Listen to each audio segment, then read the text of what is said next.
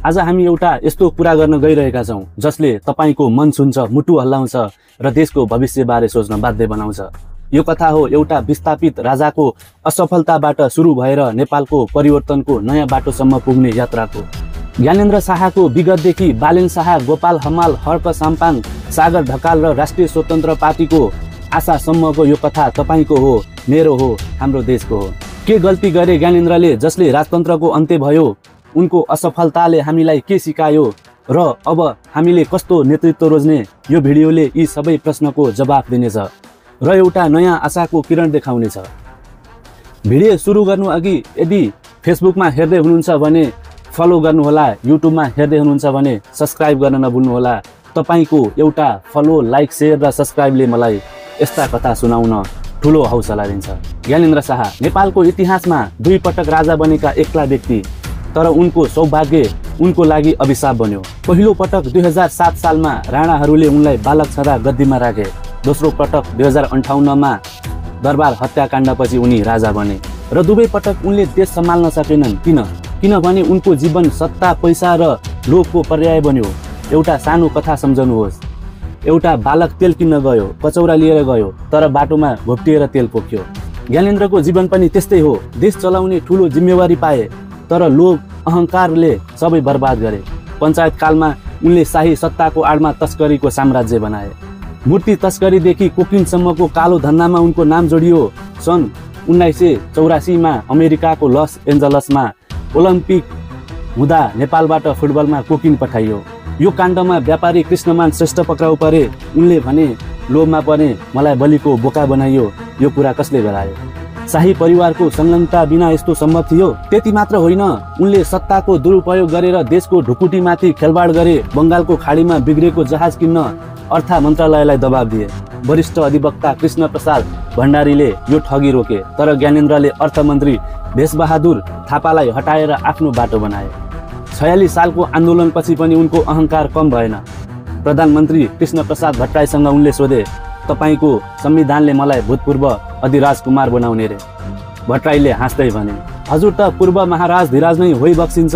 यो संवादले उनको बुद्धिको स्तर देखाउँछ।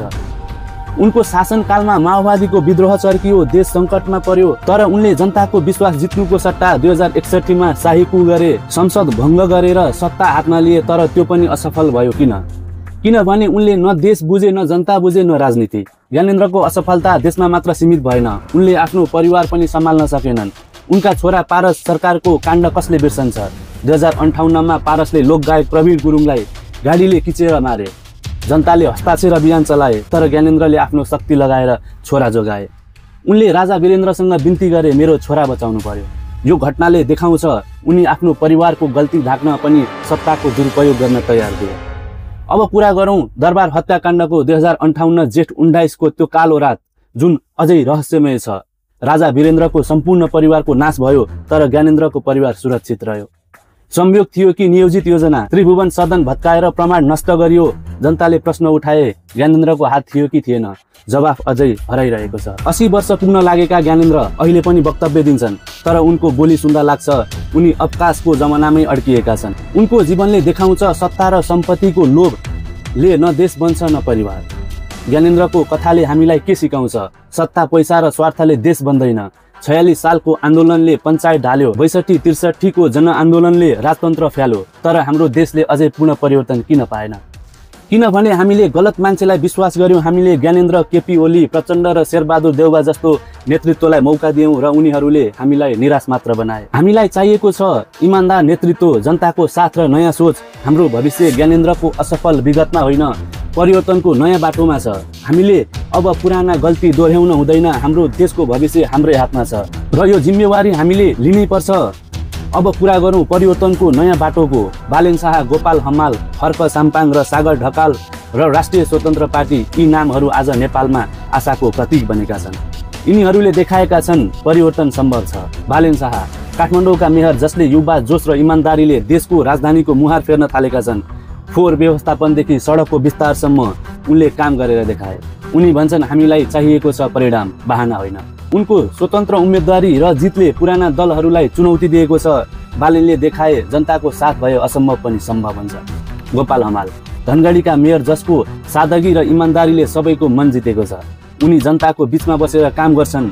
उनले भने मेरो धर्म भनेको जनताको सेवा हो। उनको नेतृत्वले नयाँ आशा जगाएको छ। हर्क साम्पाङ धरानको मेयर जसले पानीको सङ्कट समाधान गर्न दिनरात खटे, जसको जुझारुपन र जनताप्रतिको लगावले नयाँ पुस्तालाई प्रेरणा दिएको छ। उनले भने जनताको दुःख मेरो दुःख हो। उनको कामले देखायो सानो ठाउँबाट पनि ठुलो परिवर्तन सम्भव छ।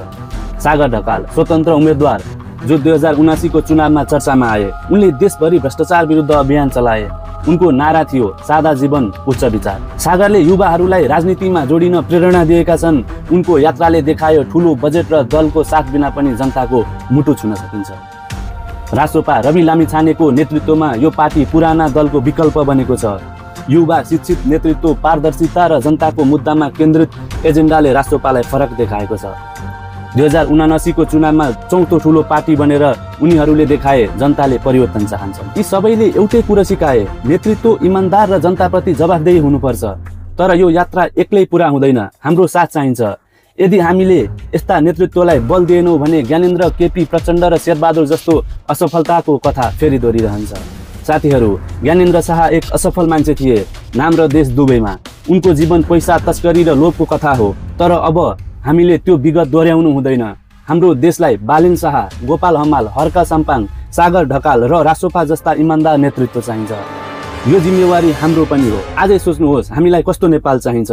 ज्ञानेन्द्रको जस्तो लोभी र असफल विगत, शेरबहादुर प्रचण्ड, केपी जस्तो भ्रष्ट सरकार, कि बालेन, गोपाल, हर्क, सागर र रासोपा जस्तो उज्जवल भविष्य।